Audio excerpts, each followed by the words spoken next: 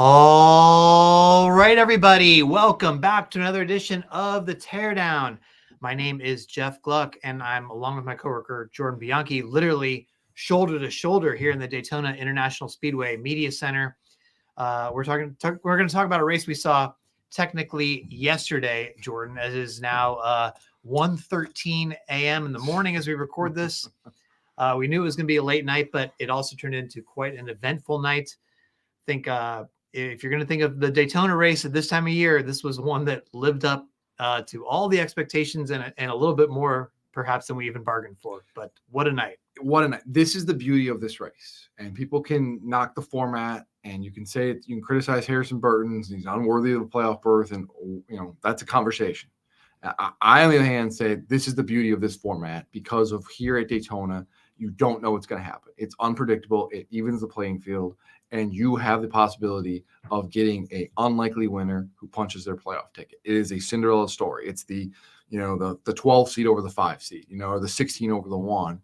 And tonight we had that. And at various times it looked like it was going to be a John Nemechek or a Justin Haley or Josh Berry, and it ended up being Harrison Burton. That's incredible. That's a good story. And I think it's great. And I think it's fun. And it's why this race is so special. And people will say, well, even if you have it in the 4th of July, it's the same thing and you get the same drop. I don't think so. I think because it is where it is, and I know it's not the end of the regular season, but it's close enough. But this race where it's at is special, and it's one of the most anticipated and frankly exciting races of the season, year in, year out, because of the drama that is built in because of the playoff format. I mean, look, everybody's going to say, wow, Harrison Burton is last in the point standings in terms of full-time drivers, 34th.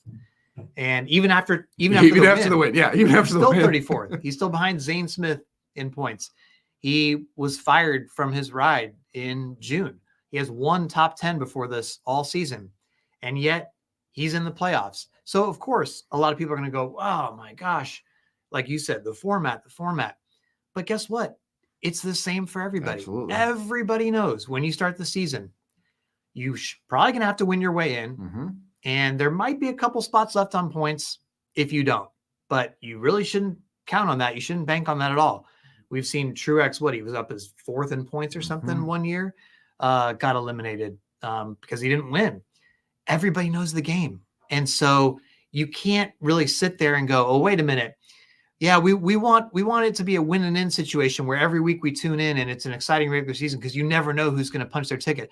But not that guy. Nah, not that guy. That's not right. Yeah. That guy. No, not that guy. That's not exciting. But but the thing is, Harrison earned this. It wasn't like he backed into this. He's good in these races. He puts himself in good position in these races very often. And at the end of the day, he outdueled Kyle Busch.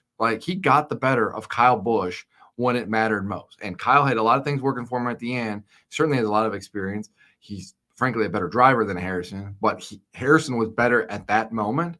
And it's why Harrison is now going to the playoffs, and Kyle Busch's playoff hopes rest on him winning at Darlington. Look, going into tonight, it was like, all right, it's going to be about fuel savings and track position, trying to get yourself in a good position for the last stop and surviving the big ones. Obviously, 2 big ones took a lot of people out. And so that narrows the field. But as you said there, everybody has the same opportunity, right? It is luck to avoid the big ones in some sense, but you're all going in knowing what the game is. And on the last restart, Kyle Busch said afterwards, hey, you know what? Maybe I could have pulled up in front of Harrison, but I didn't think I was going to get a straight push from Harrison. And I thought my better bet was to stick with the known quantity of Christopher Bell on the low line. He's a friend, knowing that he's a more friendly driver that would stick with him. He could trust him, and he thought he'd be able to push him to the win. Unfortunately, for Kyle Busch, that lower line didn't have enough energy. It kind of got disconnected a little bit, and Harrison was able to steam through to the win. Of course, then you see that he goes below the double yellow line, and for a minute you're like, whoa. But key thing here, he did not pass below the double yellow line. If he had gone below the double yellow line to improve his position, that's the penalty. Big problem. Obviously, they looked at it. He was already ahead at that moment, and you could say he got pushed down there as well. But even if you get pushed down there, you can't make the winning pass, I believe. Below it, he didn't make the winning pass. He'd already done that. So he gets the win. And that's the format. I mean, so again, had Austin Dillon's win stood, it would have been a similar thing because he had been 32nd in points when he won. Mm-hmm. And so some of this, we already had some hints of this conversation a couple of weeks ago because we're like, how could you go from that far in your miserable season? That's just how it is. So, I mean, does it suck for Bubba Wallace and Ross Chastain that they've had pretty consistent seasons? I mean, points wise, let's see. Bubba Wallace is 13th in points. Mm-hmm. Ross Chastain's 14th in points. They are both ahead of Joey Logano in the point standings. And yet it seems like both of them at this point are going to miss the playoffs, barring some great moment at Darlington next week. So, hey, I mean, does it suck for them? Absolutely. But there's been too many new winners this year, and this is the position they're in. Too many unlikely winners this year. And, you know, the Daniel Suarez, the Austin Cindricks, and Harrison Burton. But that's this, and that's why the regular season winning matters. And if you want to put an onus on winning and put that above all else, this is the format you need. If you eliminate the idea of winning and getting the playoffs, you're going to create a system where you go back to the old days of we're just running for points. And you're going to get guys coming out of their race cars, finishing third, who maybe could have won a race and said, oh, great points day. Like, you don't want that. Like, if you want to see guys push it every single lap and put them in uncomfortable positions to do things that maybe sometimes go up against that line that we so often talk about, this is the format. And it creates these special moments, and it adds this Cinderella story, which is part of sports. And I think without that, you lose it, because without the playoff berth, kind of that carrot out there, tonight's a story. Tonight is the Wood Brothers winning the 100th victory, which was incredibly special for a lot of reasons, and it's great. But it just doesn't have that same, it doesn't resonate, I don't think, the same way. Can we just talk about how freaking insane this style of racing is? I mean, Nuts. Who would think that this, I mean, this is bonkers, but it's obviously accepted as, you know, this is part of NASCAR. Now there's 6 of these per year.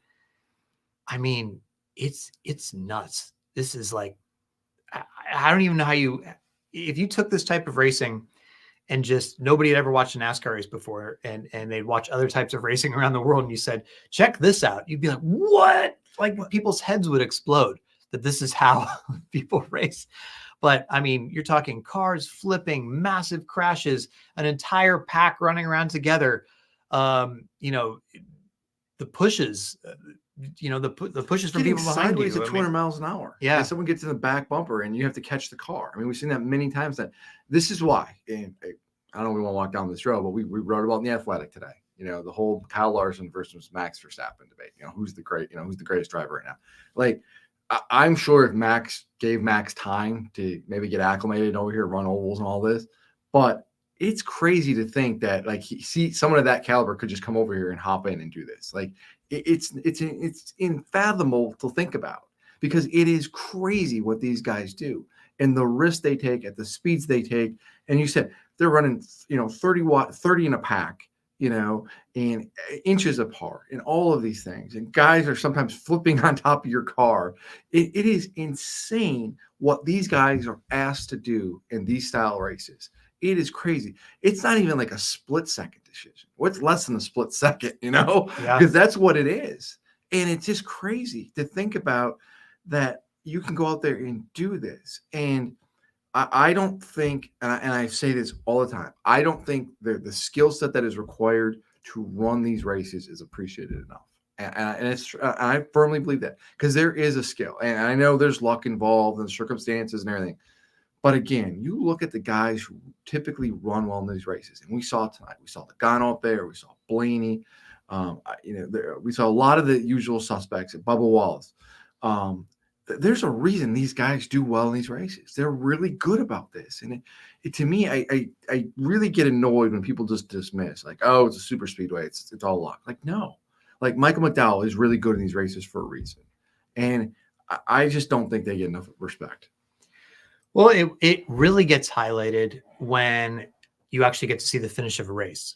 There's been too many times in these super speedway races where, hey, the caution comes out, Daytona 500 this year, right? It was Byron versus Bowman. Yep. It was all the timing of when the caution came out. And so I think it's much easier in those situations to go, man, it's just like the Xfinity I was race. gonna say that was last night. You're like, what? Yeah, it's like build up. Oh, here we go, and then right. that's let down. But in the moments, and we don't get them every super speedway race, right? Because it's very easy to crash when people are going for it and they're pushing. But when you get those moments where you can really look at the whole last lap or how somebody set something up and see the moves that they make and all that stuff, and when it's a clean finish, there's few things I think in all of sports more exciting than a super speedway race when it goes well. And there's few things more terrifying as well. 100%. And I'll say, and again, I don't go back to our further conversation. What adds to it, which adds to all the drama and this chess move of what matters, and you got to make this move. I'm going to counter this.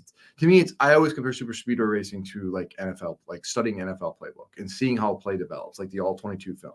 Like, oh, this hole's going to open up and this guy's going to do this. And if he does this, I'm going to counter this and that kind of thing.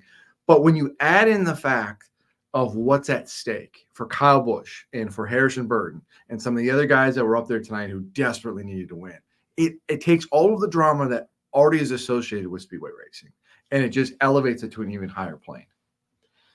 I mean, to me, I look at nights like this and you see how, it felt like there was going to be a new winner in a lot of senses going into this week. For weeks, for months, it felt like there was going to be a new winner in this race based on how the season was going. But at one point, it was like 10 of the top 11 cars late in this race were looking for their first win. Everybody knows like that desperation is so important. And it just hits home how there's good, no matter how predictable we might sit here, February, we're sitting in the same room, right? And we're talking about how the season's going to go and we're doing a preview and you can say who's going to run well and who's going to make the playoffs and stuff like that. Right. But what you really can't ever account for and truly predict in this sport, you could guess, but no, we would not sit here in February and say, oh yeah, we've got Austin Cindric, Harrison Burton, and Daniel Suarez are three of the playoff drivers, but Ross Chastain and Bubba Wallace and Kyle Busch are not three of the playoff drivers. Yeah. I'm sorry, you just can't. But that at the same time is what makes it so compelling. And I think that is drastically improve the regular season because when, you can argue with the playoff format. And I think still there's some hand wringing that can be done over the championship race being one race and the elimination rounds, short sample size, all that stuff. But I don't think what gets enough credit is how compelling the win and in thing has made the regular season. It's not just, all right, you've got these 16 drivers in top 16 in points, and you might have, you pretty much know after a couple months who the top 12 are going to be, and you might have a little bit of movement in the back of the points, but you don't have much. Then they, ultimately they instituted a wild card before this win and in format. That made it a little bit better, but truly to be able to say, hey, we're going to New Hampshire. If there's some Eric Almirola type winner, they're in it. Everybody knows it. And it kind of, to me, makes you keep watching every week because you just never know. And so that's really compelling. It adds a layer of drama. It heightens the stakes that didn't exist before. Where if an Eric Almirola pulls a surprise at New Hampshire and Austin Cindric does it at Gateway, it's like, oh, cool, that's great. Okay, we're on to the next week. Now, though, there's consequences for the people who are on the back half of the playoff grid. And they're like, whoa, this just made our lives a lot more difficult. And it carries through the rest of the regular season. And I will contend in the actual playoff format, that's a different conversation for a different day. But the regular season format, how they lay it out, I think is incredible because it really does blend. I don't think people understand this. It blends the beauty of things. One, winning is everything. Winning matters so much, but consistency still matters. Doing well week in, week out in the regular season matters. Denny Hamlin's penalty this week is a great example of that. But if you do well during the regular season and you win races and you run up well and you finish well in the point standing, you get rewarded significantly. And that will help you come the playoffs. I think this system and how they set it up and the bonus points for winning and where you finish the regular season standings and the 15 points you get for the regular season championship, I think that is a great carrot to put in front of people. And it's a great way to, yes, winning is everything, but still it does reward the teams that are great week in and week out. And again, it just seems to me like if I'm a driver and I'm going into next season or whatever from now on, really, and you probably could have said this a couple years ago too, but it just, stuff like tonight hammers it home so much more. you just have to approach it like you have to win a race in the first 26. You almost have to assume I could have a phenomenally consistent regular season, and if I don't win, I'm not going to make it. I mean, you look at things could have gone a little bit differently here. I mean, Truex is not that safe considering how well he's ninth in points. Ty Gibbs is 10th in points. They're not that safe considering had there been one, like had the Dillon win counted. Yeah. That changes everything. Whoa. Yeah. I mean, and so you have, even though Dillon's win didn't count toward the playoffs, you have 14 different winners with 1 week to go in the regular season. I think we're just going to keep seeing this. We're going to see 13 to 16 regular season winners per year. You can't count on anything. You have to like, and so, does it suck for Chastain and Bubba Wallace? Of course, they've had solid seasons, but if you don't win, doesn't matter. Yeah. And it's why when you have moments like Chris Buescher almost winning at Kansas and losing by, the closest finish in NASCAR history, that like, it just hurts even more in that Kyle Busch at Atlanta. Kyle Busch tonight. Yeah. And then, Chris Buescher at Darlington, where, Reddick doesn't pull off that slide job and gets into him late and pushes him in the wall. And not only does it cost him a potential win, it cost him a ton of points. Now he's still potentially moving on, but the point is, it's those moments you're like, damn, that win just, and it just, as it goes along, you're like, you keep thinking back, oh man, well, what could I have done differently? And it's crazy how you have these little moments of potential winning, slip and slide this way or that way. Austin Cindric at Gateway. What happened there? The two big things had to happen for Austin Cindric to win that race. One, Christopher Bell had an engine issue and started sliding back and put Austin in second. And then secondly, it was Ryan Blaney running out of fuel. Inexplicably, that doesn't happen. Austin Cindric is out. But it's all of these little things that add up to create these moments. And again, it goes back to adding drama and making this exciting, because that you don't want to go back to the day of guys just racing for points. Like there would be times where the guy who finished second would score more points than the winner. Mm-hmm. And you're like, are they leaving? They're like, oh, okay. Or like a guy running second would be like, yeah, well, I'm just going to take the points today because I'm looking at the big picture here and I'm racing for a championship. Like, no, man, now you've got to race for wins. Even if you're in the regular season title, like you still got to be smart and you want to go for wins because of what the bonus point structure is. Like this format is really good during the regular season. I'd argue it's probably the best championship format during the regular season kind of thing, if you will, in NASCAR history. I mean, I'm a fan of the regular season format and how it works. So I'm not gonna argue with you on that one. Let's talk about quickly how this was set up, because interestingly enough, I mean, you have Parker Retzlaff in his second career Cup race. Correct. And he is playing a big role here. Now, I don't know if you guys follow the Racing Underdogs on X. He is an account, longtime friend of mine, actually. Great dude. But he is paying attention to sort of like the back marker type people, the people that aren't, getting as much love. And he's listening to their radio chatter and tweeting about it during the race. And this was interesting because Parker Retzlaff, there was conversation on his radio channel basically saying, whatever you do, don't push the 21 to a win, because that is, Parker Retzlaff is driving a Chevy.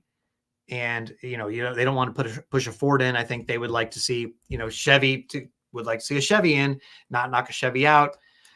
And ultimately, though, I think Parker Retzlaff has to do what he thinks is best for himself. I mean, he almost, he finished seventh, almost won the race. Circumstances kind of dictated, too, because of how they lined up on the restart. Yeah. It wasn't, I believe, and I have to go back and look at it because everything happens so quick, but I think they were, the 21 was in front of the 62, and they were lined up together. And so there wasn't much they could do to, there wasn't much maneuvering there you could do. Plus, they didn't get a great restart, which actually ended up helping them because they never built some momentum. And so they were just kind of in a position where you really couldn't do much. You only have 2 laps, too, to like position yourself. And that's just how the chips fall. I feel bad for them because there's probably going to be some bad blood. That don't forget, too, by the way, that team is kind of a quasi-affiliate team of RCR. RCR's helped Austin Hill's driven that car before, and I believe they've got a Childress engine in there and that kind of thing. Like you can see why they're putting this in this kid's head of like, hey, do this, but so much easier to say than do in these closing moments. Yeah, I bet Richard Childress is not super thrilled with that. He's had a tough few weeks. Yeah. It's a tough few weeks. I mean, you had the whole Dylan thing, and then you come here and you almost win, and you don't, and yeah, it's not a good time to be. Yeah, man. Geez, no kidding. That's a great point. But ultimately, this was very exciting moment and very exciting call from Lee Diffie. So good. Wow, we've gone back and listened to that call. I listened to it a couple times since the end of the race. You had the great moment, echoes of Ned Jarrett. Yeah. In the booth also at Daytona. 93 Daytona 500. DJ home. You had Jeff Burton getting very excited, high-fiving in there. And what does he say? Jeff, your little boy, yeah, has done it or whatever. Yep. I mean, that's a great call. Very exciting. I think NASCAR Chasm said it best where he said something like Lee Diffie's calls are like he's already seen the race and he's like poetically, he already knows what to say in that moment. It's just so natural and he makes it sound so exciting. So good. If you've watched him on IndyCar, you know how great he is. And I think NASCAR is going to be very fortunate to have him on this side now. Just really a great announcer. So yeah, pretty thrilling stuff there. And you just think of all the ramifications either way, right? Like for the Wood brothers, it's like Harrison Burton, he's fired. He doesn't know what he's doing next year. And on his way out the door, he gets the Wood brothers their 100th win, all this stuff. And it's just like, wow, what a great story. But had things go a little bit differently, it's Kyle Busch. Mm-hmm. Wins his way into the playoffs, mm-hmm. continues his streak mm-hmm. that he so badly wants to do, gets this great moment. And imagine his playoff streak too, by the way. That's true. Yeah. I mean, think about this though. Let's say Kyle Busch wins this race. You would have heard the loudest cheers for Kyle Busch that he's ever gotten in his career, like massively.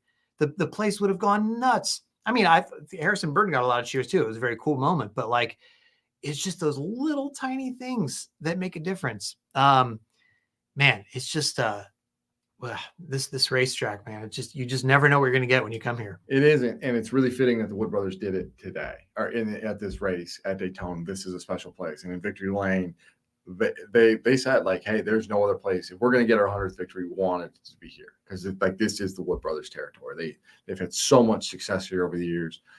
They've won so many Daytona 500s. They've been involved in so many iconic moments, whether it's Trevor Bayne winning, whether it's David Pearson in 76, whether it's Tiny Lund, stepping in as a last-minute release driver and winning. All of these cool moments they've been associated with going way back in the day. And they just added another one. And, to get their 100th win here, Cinderella story, the driver goes into the playoffs now. It's this was really cool to see. Really, really cool to see. And it's a special moment. And you could see what the Wood brothers meant to the garage because they are the team that everybody cheers for. Everybody wants to see do well. If we can't win, we want to see those guys. It's there's popular victories and then there's the Wood brothers winning. And I thought it was really symbolic of Ryan Blaney was there. Ryan Blaney was the last driver to win for the Wood brothers, 2017 at Pocono, win number 99. And he came to Victory Lane, shook everybody's hand. A lot of his former crew chief, Jeremy Bollins, is the crew chief over here. There's a lot of, Penske, their Penske partnership, that kind of thing. And Blaney was just sitting on the wall, kind of below the stage, just taking it all in and sipping on a beer, just really I don't want to leave here, man. I'm just enjoying this. This is great. It's he just had got on the care center and he had every right to be upset, got into a wreck, all of these things, right? And he's on a golf cart.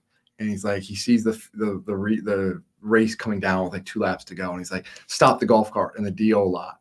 And he some random motorhome, he doesn't even know whose it is, had the TV on outside playing. And, he's stop, I want to watch the end of it. So he stops, watches the race, sees the finish, Wood brothers win. He turns around in uniform still, just again, out of the care center after a bad wreck, hightails it to Victory Lane to take part of that and just sits there and chills and takes it all in.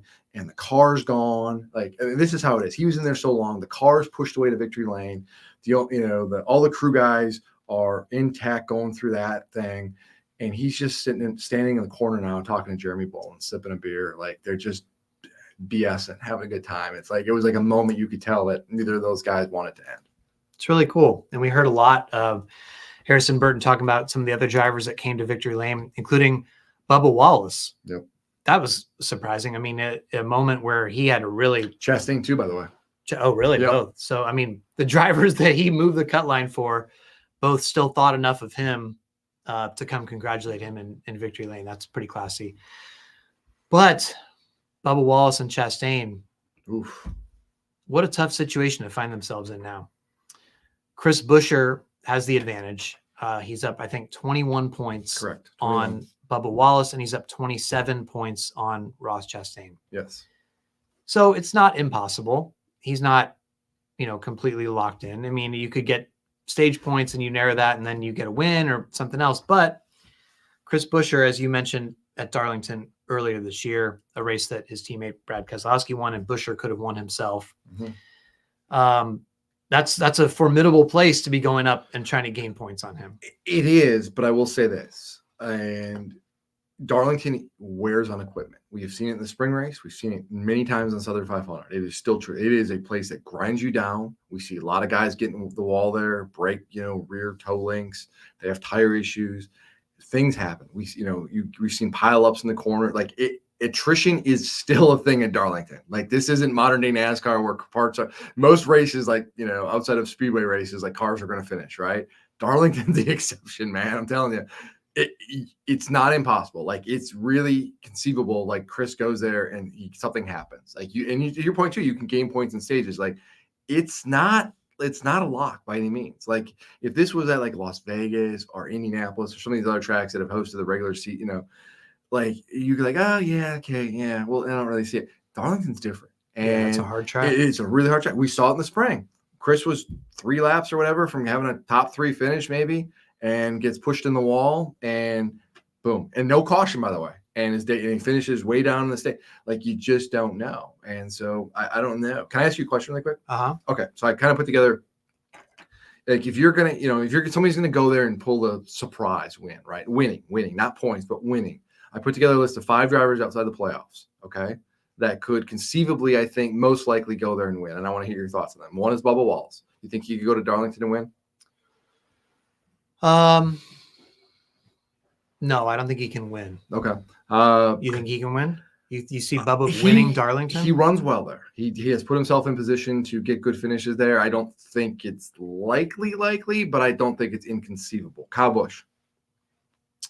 I think this is really.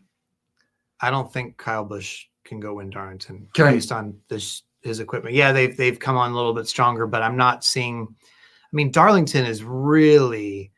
You're talking. I mean, it's probably going to be a Gibbs or Hendrick car, right? I mean, yes, I know it was RFK in the spring. I know, but it's a powerhouse type track normally, right? I mean, Eric Jones won there a couple of years ago, man. Like, things happen. Here's the case for Kyle Busch. Okay, and I think he could. One is Kyle Busch. He's really, really good there. It's a veteran. It's a track that tends to favor veterans who know how to take care of their equipment, not make mistakes, save tires, that kind of thing. And we have seen a lot of speed out of their cars since the break at variety tracks. Like what you had speed at Richmond, and then you go to Michigan and you also have speed. Like there's not a lot of carryover there between the 2 tracks. They have seemed to have found something in their cars.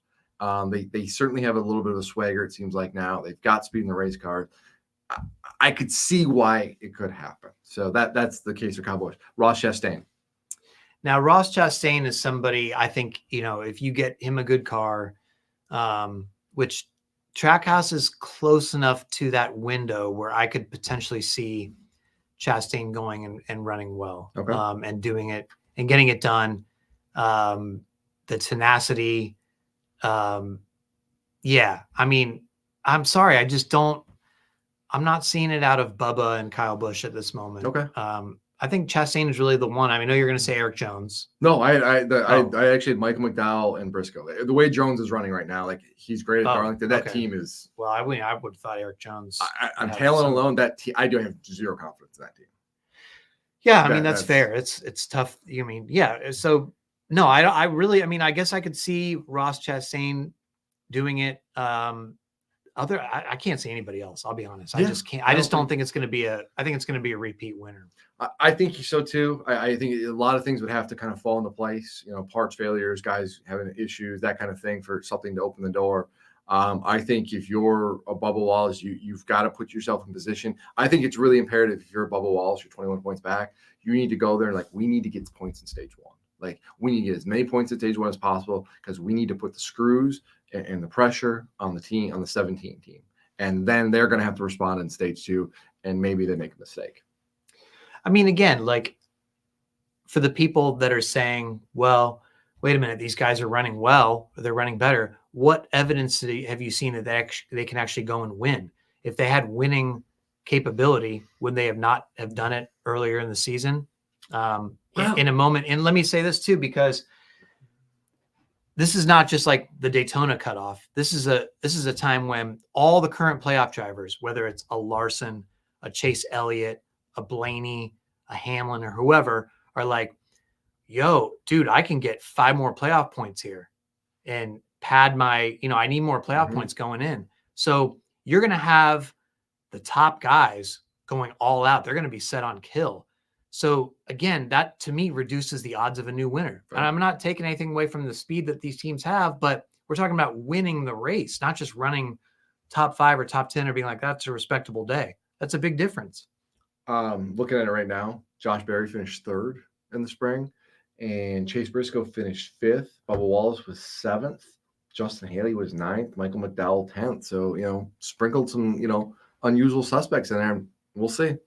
I'm just my imagination. No, I'm I agree. Not seeing it. No, I agree. I mean, this is a track that rewards the best teams. Like this is the drivers and teams that typically win races throughout the course of the season. Go here and win well.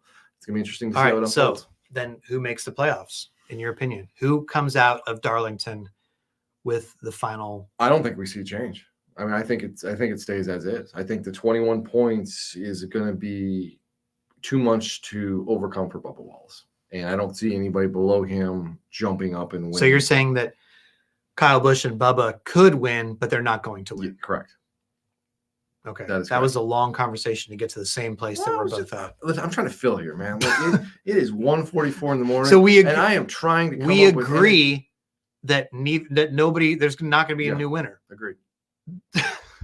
We just had a whole conversation. We could still analyze. This is our job. Was we analyze, we dissect. And sometimes you come back to the point of like, you know what? After I have this conversation, we reach the consensus that it's going to stay as is. All right. This is how this works. So the other points battle going on is the regular season championship. You had all 3 of the remaining contenders after Denny Hamlin's unfortunate engine penalty. All 3 of them were collected in incidents this evening. But how it shakes out is Tyler Reddick is plus 17 points on Kyle Larson and plus 18 points on Chase Elliott. Now, here again, Reddick is a very formidable opponent to go up against. Wouldn't you say at Darlington? I mean, yes, you're trying to make 174 laps in the spring, and they have had a lot of speed in the race cars. Take tonight, you can throw it out the window. It's a speedway race, whatever. Look at what they have done really throughout this course of summer. They've had speed every week, every single week. They don't make mistakes. They execute. They qualify well, which is really important at Darlington, by the way. I would almost throw Reddick as the favorite in this race. And here's the problem, right? Let's say Reddick doesn't win. Let's say Reddick gets a top 5. Well, if you're Kyle Larson and you're like, well, I'm pretty great at Darlington too, right? How are you still, you still got to make up 17 points. So if Reddick gets stage points and Reddick finishes respectably, where are you going to make those points up? So that's a problem, right? I mean, you're kind of hoping Reddick is just off. Yeah. And same for Chase Elliott. But I mean, to me, it's Larson and Reddick are 2 of the guys that are really exceptional at Darlington. Absolutely. So you would think it comes down to them. I don't really see Chase outrunning both of them to the degree that he makes it in. Chase is number 1 at Darlington too. If you're Kyle Larson, the best way to make up points would have been not to miss the Coca-Cola 600. Oh my gosh. What a troll thing to say at 1:47 in the morning. So just those would have been some great, really easy to make up 17 points that way. Okay. Not wrong. Well, No. All right. So Denny Hamlin would have been in this conversation, of course, but we didn't get to talk about his unfortunate situation yet. Man, talk about cursed. Talk about unlucky. Yeah. One of the weirdest things that you could ever have happen to somebody, really. So NASCAR requires that if you win, you have to submit your engine for inspection. But they don't make you submit it right away because you can use it again.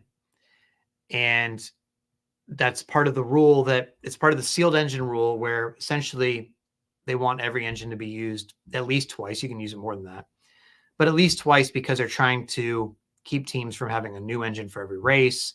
Remember, even back in the day, there was qualifying engines. People would have different engines, and they're just trying to save money, make the team save money, right? Mm-hmm. So the teams asked for this, by the way. And this is fine. Everybody's on board with this. Yeah. But the teams themselves, I mean, in this era, teams are not really building their own engines. I mean, yeah, you could say, well, ECR is part of Childress in a way, but it's like Toyota, for instance, these engines are being built in Costa Mesa, California. These are all organized by Toyota Racing Development. JGR, Hamlin, Chris Gabehart, they don't have anything to do with this, right? No. But the NASCAR rulebook, you have to penalize the team. You can't just say, because imagine if you said, all right, you know what, the engine manufacturer screwed up, so we're going to find the engine manufacturer. Well, what? Like, I mean, like, cool, dude. All right, yeah, check. Like, yeah, no problem, done. Exactly. So you have to make it hurt in some sense. Yeah, it's really unfair. Unfortunately, but there is no way to work around it. Like, there is no, like, you could say, like, Denny Hamlin doesn't deserve this, the 11 team doesn't deserve this. But okay, but what is the penalty then? What is a reasonable way to say to teams, like, you can't do this, like, you can't work around this? And this, unfortunately, is the only way. Like, I've asked a ton of people in the garage, and everybody's like, I don't know, like, there is no way. And so it's a really crummy situation. It's a body blow. It's going to sting throughout the playoffs, and especially when you look at how the first round sets up. Like, you know, if you're Denny Hamlin pre-penalty, you're going to Atlanta like, listen, we just got to keep the wheels on the car. We finished top 15, hell, even top 20. We're going to be okay, more than likely. Now you're like, we can't afford to get in anything. We've got to, we leave there with a bad finish, we're in trouble. We're almost have to be in must-win mode going into Watkins Glen and then going into Bristol. And I don't think that's a position anybody wants to be in. Yeah, I mean, it's pretty wild, honestly. Like, I mean, to lose 10 playoff points is painful in itself, right? Like, that's 2 wins. But then you think about the 75 regular season points and how far that drops him. So you're talking about, even if Hamlin had finished 3rd in the standings, but now he's 8th. So he loses 5 spots. So, you know, the top 10 in the regular season standings get playoff points. So you lose more there too. So we're talking about essentially maybe the equivalent of 3 races. So 15 playoff points, maybe. That's the difference. And yeah, can he still win the championship? Sure. But as you said, now there's way less of a chance of a mulligan, and there's way more emphasis on you probably have to win multiple times in different rounds to make it. And does Denny Hamlin have the speed? Does the 11 team have the speed? Absolutely. Every week they seem to have the speed. They also haven't won since April, which underscores how difficult it is to actually have the winning car and win with it and have the best car, right? So this is a tough sport. It's easier to, you can be like, oh, sure, yeah, we got it. We'll go through. Things are out of your control, though. Yeah. You can have a roof hatch break. You can have a parts failure in your steering mechanism and crash. You can have a guy ride the wall improbably and pass you coming to the finish line. And oh, by the way, those all 3 things happened to Denny Hamlin in the playoffs. Like, out of your control. Like, it's just the way this is. It's a cruel format. It's really tough. Argue the fairness of it. It's a conversation for a different day. But that's the reality. And listen, this team could be lights out for 9 weeks and it could be a non-issue. and they can get to Phoenix, and it'll be one of the final 4, and it's not a problem. They are certainly capable of that. And honestly, if they can maybe get a win or 2 in the early rounds, it can really help yourself out. And then maybe when you get to round 3, you're not in this really precarious spot. But again, if you look at how the playoff schedule is laid out, it's not easy because Atlanta is going to be really tough. It sounds like there may be a different tire compound, by the way, at Watkins Glen, and I've heard it might have a lot of wear, which could really be a huge curveball. Bristol is Bristol. And then we go, where we go after that? We go Kansas. Well, what have we seen at Kansas? Like great racing, hard to finish, tough on the equipment, all of those things. Then you got Daga, and then you got the Roval. Like that's 6 races in a row where it's like, okay, pack a lunch, have fun with that, guys.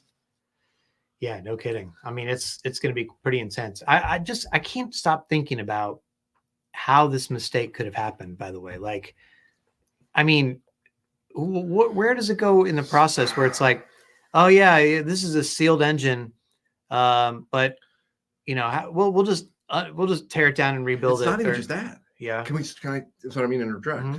It's a multi-process failure because somebody at Joe Gibbs Racing had to take that engine and box it up and ship it across the country before NASCAR inspected it. So, which doesn't really make sense. You think it was going to probably stay at Joe Gibbs Racing until NASCAR came over and inspected it, right?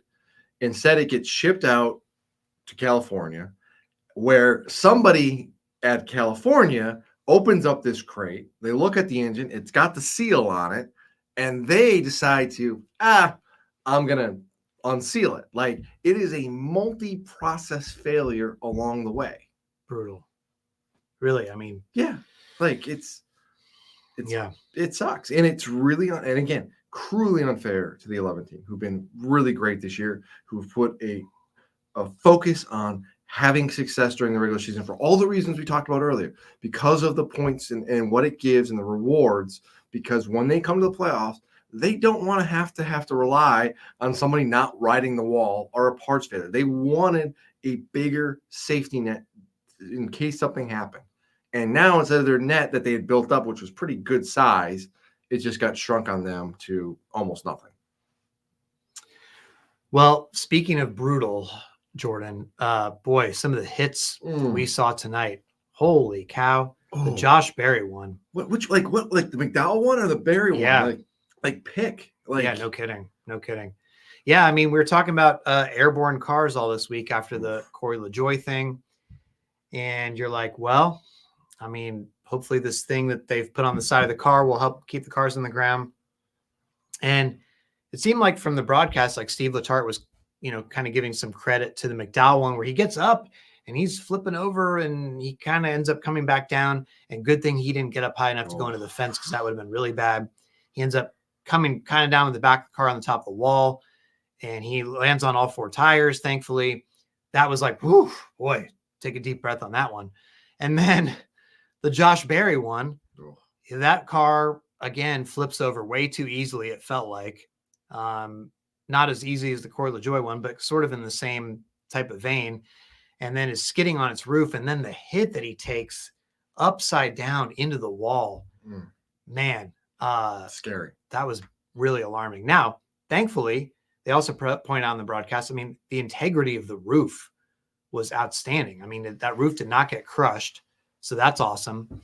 And then ultimately, yes, it stinks that Barry was hanging upside down and all that thing, and the radio antenna, I think, got knocked off and everything. But, so there's some tense moments, right? Like, is he okay? But he gets out of the car and he's back at the care center moments later doing his TV interview and saying, actually, it wasn't even really as bad as it probably looked.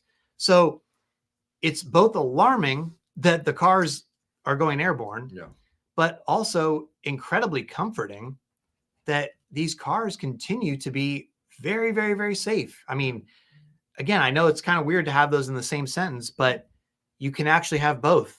Now, again, it'd be great to keep the cars on the ground. That's the thing. It's like, you've got to figure out a way to keep these cars on the ground. The LaJoie thing was particularly, both of them were really alarming, to be honest with you. Like, they just get airborne. The McDowell thing, like, because they're in the corners and there's a lot going on, I don't want to say I'm excusing it, but I feel like there's a little bit more understanding of why it happened.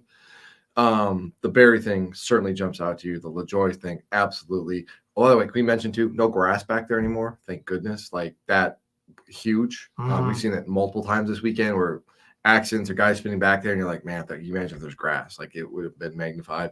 Thankfully not, but got to figure out a way to keep these cars on the ground. And it's a testament to the car. And Denny Hamlin really talked about it really great last week on Accident Sentimental. Like, he'd rather flip in a car than hit a wall head on, just because of the way this car is so well built, and keeps drivers safe on the roof and from the sides and everything like that. Like, they've done a really good job with this car of protecting the drivers, and the NASCAR deserves a lot of credit for that.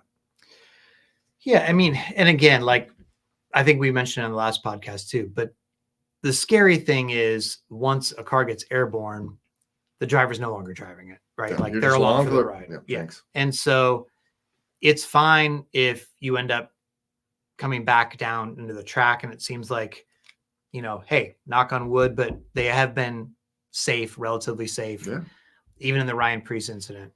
But again, my fear, and I think the nightmare, absolute nightmare for everybody, is the car sails and it hits the fence, goes through a fence, goes into an area where there's people or clears the fence, safety workers or whatever. In the infield today, like Barry, I mean, I have quickly, as you're watching this, you're like, oh man, like that could be, catapult that fence there. It's not that high and all of those things.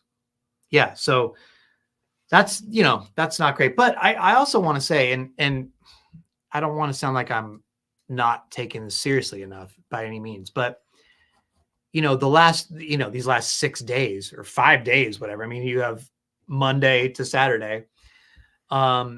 It's been a bad week for airborne cars, but I do think for the most part, I mean, we saw Harrison Burton in the first year, the next gen flipped here, got airborne here, but it's not like these cars have been like flipping frequently over the last 3 years since this came out, right? I mean, it's not like the Corey LaJoie blowover. If let's say this was the first year of the next gen, and we saw that in an early next gen race, I'd be like, oh crap, this is really bad. But that seemed fluky in a way. Like that doesn't happen very often. And again, like you don't want to see it at all, but am I wrong? Like, I don't feel like we've seen that many airborne next gen cars. No, I'm trying to think. Remember the Bubba Wallace one at Talladega? That was what, 2022, I think, or was that 2021? I don't know. Because that was, I'm just, I don't know if it was first year of the next gen. Yeah, so that makes a difference because I almost want to think it was 21 now because I know Logano was talking about how the cockpit. I'd have to go back and look, but I don't know. I mean, it does feel like there's. I don't know. I kind of go on the other side of I feel like there's a little bit more. Like it feels like it's happening. Maybe because it feels like it's happening more with next gen than I don't know. Just maybe. And again, it may just be perception because of the past few days. Because we had LaJoie, you had Barry, and throw McDowell in. Like you've had 3 scary crashes. Oh, Kyle Sieg too. Not the same series, but still, we've seen a lot of cars get upside down over this last week. So maybe the perception is a little skewed. Yeah, and I mean, look, clearly they're going to quite a bit look into this now. I mean, every time something happens, and R&D is always looking at it. And exactly, and I will say NASCAR is on top of this. Like we saw this week, they reacted to the Corey LaJoie thing. They're going to react to this. They when something like this happens, it is like all hands on deck. We are going to investigate this, and we're going to try to find a solution. Yeah. Well, Jordan, second week we've had our new advertiser Safety Culture. Thanks to them, the Safety Culture car tonight didn't have the best result. No. With Shane Van Gisbergen, blew up big time. A little fiery. Yeah, obviously not his fault. I don't know if something came through the grill there, like from Eric Jones' car, maybe, or something. Like because he was having a flat tire, and then right behind him, SVG. Anyway. Yeah, I heard that. And then same thing I heard with Suarez too. Is like maybe he picked up some debris, and that was the cause of his fire, which was really odd. Oh yeah, that was scary too. Well, the reason we're doing the segment that's sponsored by Safety Culture, they are the workplace operations platform giving teams what they need to get the job done quicker and improve every day. Safety Culture, a better way of working. We're going to talk about the decisions of the race. So the key moments, the key decisions that led to this outcome. I want to talk about one that Jeremy Bullins, the crew chief for Harrison Burton, mentioned in the post race, which I didn't even really realize. So Harrison Burton had apparently slid his tires trying to avoid, I guess, the last big one. And there was a moment there where they were like, should we come down pit road? We don't know if our tires are flat. And I guess Harrison was like, I think they're good enough. And Jeremy Bullen said, let's stay out. Let's not come down pit road. Let's keep our track position and see what happens. A risk, certainly, Jordan, but paid off. Big one win. that turned out to be a pretty good decision. So I will give that to my key decision of the race, because that would have been a complete different story otherwise. Yeah, and my safety culture moment, if you will, is Kyle Busch's decision on the last lap not to throw a block on Harrison Burton. Could have very well done it. We have seen many a driver in that situation, especially considering what a win meant to him. I don't think if he tries to throw a block there, you could understand maybe why he would. Like, hey, we've seen a lot of desperate blocks. If he does in that situation, I think that causes a big wreck. And at that point in the racetrack, that's scary because guys are at speed. We talked about guys flipping. Guess what?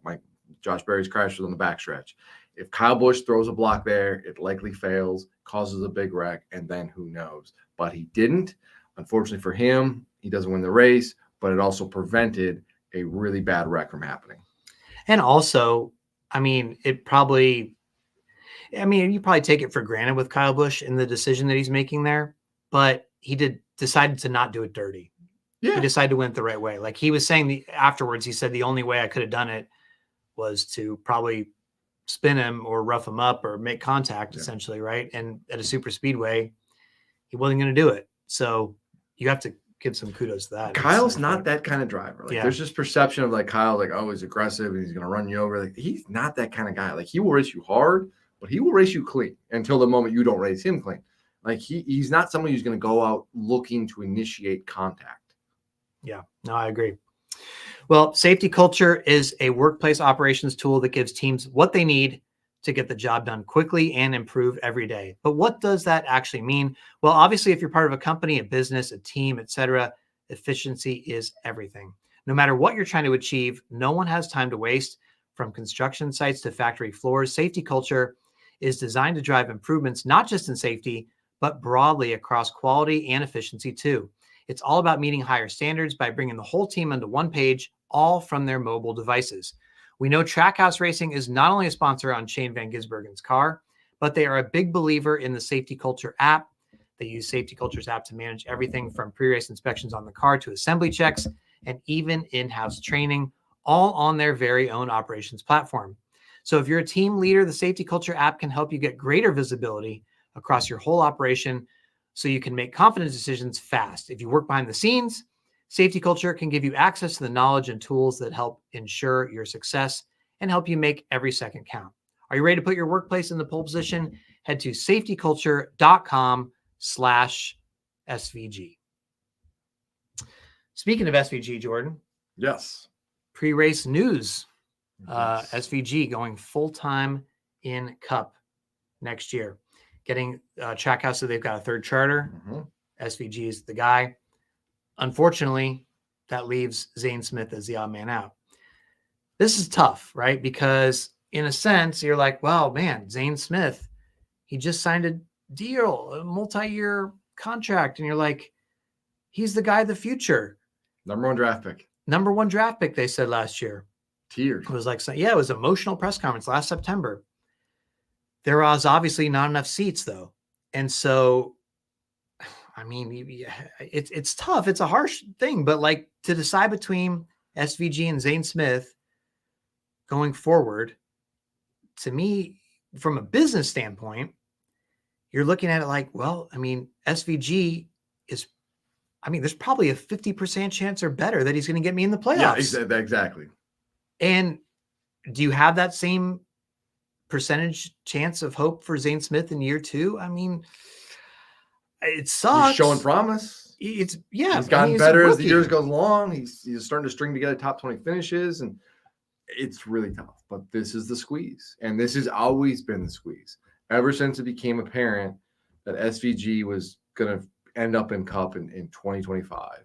When they went down this road of he's going to run Xfinity and everything, it's like, okay, you're looking at it going, well, you got Chastain, you got Suarez, you got SVG, you got Zane Smith. Okay, 4 guys. They've got a 2-car team now. Are they going to? It was always going to. It felt like it was going to be a numbers game, and it didn't. Honestly, it didn't make. The timing sucked because if Trackhouse could go back and they knew the SVG thing at the time when they signed Zane, they didn't know that Zane, SVG was going to be full time. It was in the wheel. It's kind of in motion at the time, but they had no idea it was going to go down this road. If they could have it do over again, they're not signing Zane. They're just not going to because SVG's their guy. If you're looking at this purely as a performance, this is bottom line thing, SVG's your guy because he is going. I would put money. He's going to be in the playoffs next year. Like he's going to win one of these road course races, whether it's Coda, Sonoma, Chicago, Watkins Glen, Mexico. He's going to win one of these. It's just the way it is. And if I'm looking at this, I need to get that car in the playoffs because the money is ridiculous. I just paid all of this money for a charter from Stewart-Haas Racing. I've got to justify this. It sucks. You could sit there and Zane got done dirty, and it's unfortunate. This is a business at the end of the day, and this is professional sports, and we've seen it where guys don't deserve to get their number called, and unfortunately, it happens. I mean, here's what I hate about it. To me, you've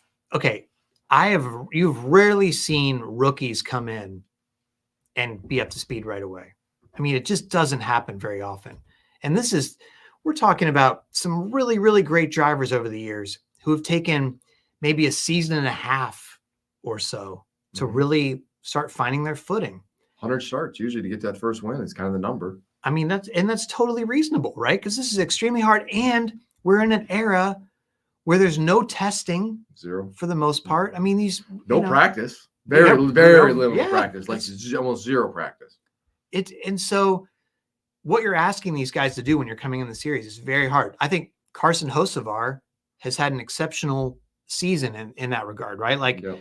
Carson Hocevar is 21st in points. Mm-hmm. Unbelievable. Josh Berry, for a rookie now in a great established team, 23rd in points. So it really hurts Zane Smith when he's 33rd in points, right? It's not going to cut it. But you didn't even give him a full season, before you had already made the decision that he was going to be released. So that's unfortunate, right? Because I just wish, and correct me if I'm wrong, the same thing happened to Daniel Hemrick when he went to RCR, right? Yeah, he only got one year. Yeah. And he actually had a solid year too. It was 22nd, 23rd in points was okay. But they really wanted to keep Tyler Reddick. They were in a position where they had to make the choice, and Hemrick got bounced. And again, you look at it and you're like, well, you can't argue with it in a sense. But I just think if you're for teams that are going to take on a rookie, I would really like to see these people say, all right, we know this is going to be a 2-year project. And even if they have a bad first year, we're going to wait. We're going to really let you develop and blossom. I mean, actually, now I'm thinking about it, Michael McDowell with MWR. Sure. They brought him from ARCA back in the day, straight to Cup, if I'm remembering correctly. I think this was 07 or 08, something like that.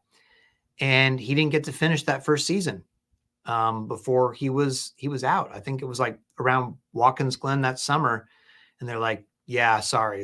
And it was just man, where are you're bringing these people up, you're throwing them in the fire, and you're just, the expectations are unrealistic, I think. So that's where I feel bad for the Zane Smith element of it. But at the same time, SVG, I mean, not only are we talking about he can get you in the playoffs, but the star power, the international star power that he brings, the popularity, you're just not going to, if you have to decide between the two, which they did, I mean, it's very unfortunate. I don't want to call it no-brainer, but Well, Justin Mark said it was, quote, easy decision. So you can see why he's saying that. But I get it. And it sucks for Zane because I'm looking at 5 of the last 7 races, Zane's finished in the top 20. I mean, he is getting better as the year goes along. further compounding the issues. Like they were a brand new team at Spire.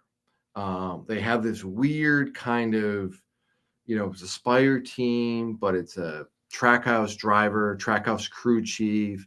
Trackhouse has got some input on things. So they're trying to do a little bit of everything. We're trying to run like how Trackhouse is doing things, but we're also at Spire. We're trying to run how they like. You can't blend. It was really hard to blend all this together. And you're also got a crew chief, by the first year crew chief coming over from Hendrick. So he's got, there's all of these different system and processes in place, and you're trying to figure this out. It's hard. That's a very tough situation for a veteran driver to navigate, let alone a guy who's got a rookie crew chief and a rookie driver. But yet he is getting better as the year goes along. And you can make a case if there's a cup team out there that wants him, like, hey, you're going to get somebody who's got experience. And obviously he's figuring this out. He's talented. He deserves to be in the Cup Series. There is an opportunity out there for him in the Cup Series. And we'll see if that comes together or not. It's unfortunate. It comes down to it's a numbers game. Does Harrison Burton have any chance? Is it too late for him to get one of these remaining rides? It's not too late, but things would have to come together. And a lot of it's going to honestly come down to sponsorship. Because if you look at the rides that are out there in the Cup Series, it comes down to funding. And there's really one organization right now, Rick Ware Racing, where you can say there's a couple of maybe one or two open seats, and maybe one of those is actually maybe spoken for. And so it seems like Front Row has kind of got their idea in mind, what they're going to do. Colleague has got their second driver. Chris Rice told me the other day, like they know who it is. They just got to put pen to paper and dot the I's and cross the T's. And it seems like they're down the road with that. So really, by the way, there's Spire's got the 7 car, but that's, we know that situation. And so there really it doesn't seem like a spot. Maybe Rick Ware Racing, but again, that's a situation where you're going to need to bring a lot of funding to get that ride. I don't think that's going to materialize. I think Harrison's best path is probably going back to the Xfinity Series, maybe the Truck Series. And I've heard his name linked to a couple of teams in the Xfinity Series. Gotcha. Okay. Well, speaking of Rick Ware Racing, Cody Ware, P4 tonight. That was one of the big surprises of the evening. You also have Parker Retzlaff, as we mentioned earlier, P7, Daniel Hemrick, P9. Another good run for Carson Hocevar. He is 11th. Zane Smith, the aforementioned Zane Smith, 13th. And I also even like to go down to, Joey Gase, P20 for New York Racing, NY Racing. Considering they lost a draft pretty much right away at the start of the race and everything, not a hell of a night for them. Yeah. So some really good performances there. Obviously, Justin Haley, who is sort of the darling of this podcast when we talk about super speedways. He was up there doing his thing as well. So good for Rick Ware Racing. There was a lot of what ifs and potentials tonight. Mm-hmm. But another big what if, Jordan, is what if our bet had gone a different way? What if our good race poll bet had gone a different way? We are at a very interesting point in the season because, this is the scene of the pink suit from earlier in the year, and we don't know what to bet. We talked about it today, and we're really looking to you guys for help at this moment. We've thrown around some ideas. We're sort of at a loss on what would be an appropriate bet. We're not going to do the same wardrobe dressing thing, right? From we need something new. We need something new. So help us for the good race poll bet. Throw us some ideas. Tweet us. My DMs are open. Help me out. I had thrown out growing a beard the entire offseason. Jordan doesn't want to do it. Having half a beard on Daytona 500 race day, he doesn't want to do it. That is literally the stupidest idea I've ever heard. Letting me take over his social media account. That's even stupider. He doesn't want to do it. So, I'm kind of running out of things. We talked today about maybe the Waffle House type bet, but everybody does that where you stay in a Waffle House for 24 hours and you get it reduced by 1 hour for every waffle you eat. How many waffles could you eat? I don't know, but probably you get desperate, right? Oh yeah. So I don't know, but that's a cliche bet. So we don't want to do something like that, right? I mean, maybe something along those lines, but help us brainstorm. Maybe we'll figure something out. So, but this is crazy, Jordan. So right now, with 2 races to go in the regular season, Big Joe Wall, who has tallied our scores all year very faithfully. Thank you, Joe. So we are right now 13-13. And not only that, we've been doing a tiebreaker in case, because it's possible to end the regular season tied. The tiebreaker right now, my tiebreaker score is 235.6 and yours is 236.0. So we are separated by 0.4 total percent across all these races. Our average miss is both 9.1%. Damn. So we are like exactly even at this point. So yes, I won last week. It was a little bit.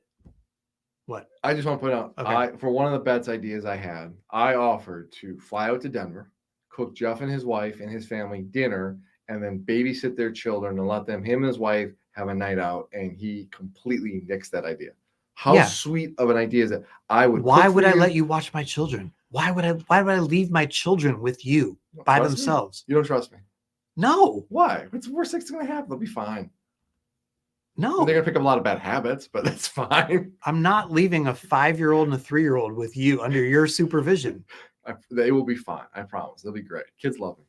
There's no chance. And by the way, my wife and I would not enjoy our dinner whatsoever. We'd be so stressed about what's going on at home with Jordan. Is the house on fire? Are the kids screaming? Or oh no, it wouldn't be enjoyable. All right. I'm just throwing out ideas. But what would I have to do if you had to do that if you lost? What would I have to do? I don't know. I'd have to think about that. That would be a good one. Okay. Well, anyway, so we need ideas. But so I won last week. This is a tough one to guess. I mean, because I feel like it's a pretty good race. But typically, super speedway races don't do that great in the poll. They really don't. I'm trying to pull this up here because I know I got confetti on me still. Yeah, you do that. You got. When Right Jordan came back from victory lane, his hair was just covered with confetti. Okay, so let's look at Daytona races here, right? As I'm pulling this up. Okay, so the highest Daytona race was last year's cutoff race, the Buscher win, is 91.1. But you have a lot of them that are kind of in the 80s and they drop off, and people are sort of resistant to totally embracing this form of craziness. So where do I go with this? You know what I'm saying? It was a great, it was a very exciting race. It was a new winner, good storyline, clean finish. You had the big ones. Great call, Lee Diffie. I mean, people like the broadcast. Man, a lot of crashes though. A lot of crashes. People don't like the flips and like typical craziness. This isn't racing, that kind of thing. Right. It seems like you should go low. Okay. Well, I'm gonna say 86%. Dang it. And just hopefully, 86% for me to try to get the advantage going into the regular season finale. What do you got, Jordan? I was really hoping you were going to go a lot lower. I was really hoping you were going to go a lot lower. I was going to guess 85. You can. I could, but then I'd be you, and I don't want to be you. No, but if that was going to be your guess it. It seems cheap. You got to do what you got to do to win. You just see what happened in this race. People are going all out. I'm trying to be like Kyle Busch, okay? Oh, okay. I'm trying to win with class, okay? You can Austin Dillon it all you want to. I'm just going to be Kyle Busch over here, okay? Kyle Busch lost. So you know what? He won the crowd. Okay. All right. You're going for the crowd win now? Champion. Okay. I don't think you're the people's champion though, Jordan. Yeah, that's very clear. That's very clear. You know what? It's okay to be the bad guy every once in a while. Reddit loves you, Jordan. Yeah, they do. They love you too. They love you. Oof. Tough crowd. And everybody's gonna love you, man. All right. Reddit. What did we do to you, Reddit? It's all good. Hey, at least they're listening. 83. 83. Yeah, Whoa. Lower. Okay. So you actually left me some room. I know. I'm a nice guy. I did not feel comfortable giving you 85. So. Okay. So 86 for me, 83 for you. Yeah. And we will see where this all ends up. Any other final thoughts from your notes from this Daytona race? You actually took notes. I take notes every race. I know. We mentioned Justin Haley. I thought we talk a lot about quality racing on here, and we talk about a lot of super speedways and like not saving fuel. I'm not saying they didn't save fuel tonight. I thought the racing was good tonight. Yes, thank goodness it didn't seem like the half throttle show the entire time. Like whatever, I don't know why, but I don't know either. I don't want to pretend to know because I didn't talk to anybody after the race, but I thought. There was some fuel savings, but it still was a good show, so it was fine. That regardless, yeah. And you were able to make moves. You did see guys come from the back. Like it didn't seem like you were stuck. You didn't hear people like, "Oh, I can't." I didn't hear anything on the radio. "Oh, I can't pass." Like it felt entertaining. It felt good. It wasn't a bunch of crazy moves too, which can lead to a lot of problems. Like it was a nice balance, if you will. Yeah, there was never a point where I was like, this is boring or something. Yeah. Not at all. And also, Jordan, how about the surreal nature of this weekend in that this season plagued by rain? Yes, that was plagued by weather. Yes, constantly everywhere we go. It hasn't rained here for 2 weeks, and then the race got rained out all this up. You come to Daytona in the summer, where it's going to rain every day. 4 o'clock. 5 o'clock. Both races started on time and were not interrupted by weather whatsoever. They just got in naturally with no problems. It's wild. The only on-track activities that were interrupted was Xfinity Series qualifying, which had already been through one round, which is fine. And that was for lightning. Yeah, it never actually rained a drop on the track, I don't believe. Unbelievable. Like it's unbelievable. We actually had no interruptions for weather this weekend. It was incredible.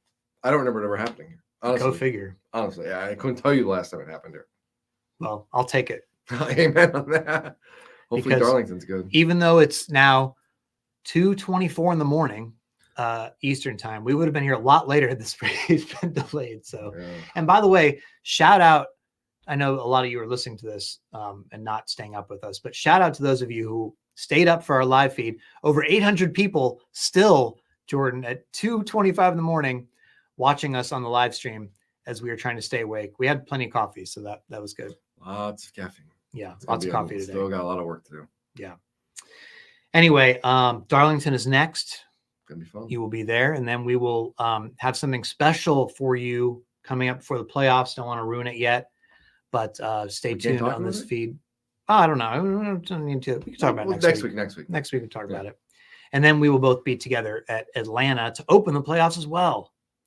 So some exciting stuff coming up. This is honestly going to fly by, you guys. Like this, 11 races to go now. Mm-hmm. This thing is the season's going to be over, but it's going to be very exciting in the meantime, I think. Because this championship, we'll talk about our picks next week, but I don't think there's a favorite at all. There's not one driver where you're like, well, it's this guy's title to lose. No, not at all. I know, but I feel like that every year. It's like 3 or 4 guys, I think it's way more. I went through the list last week, 7 guys, I think, could realistically win it. It's probably more than usual.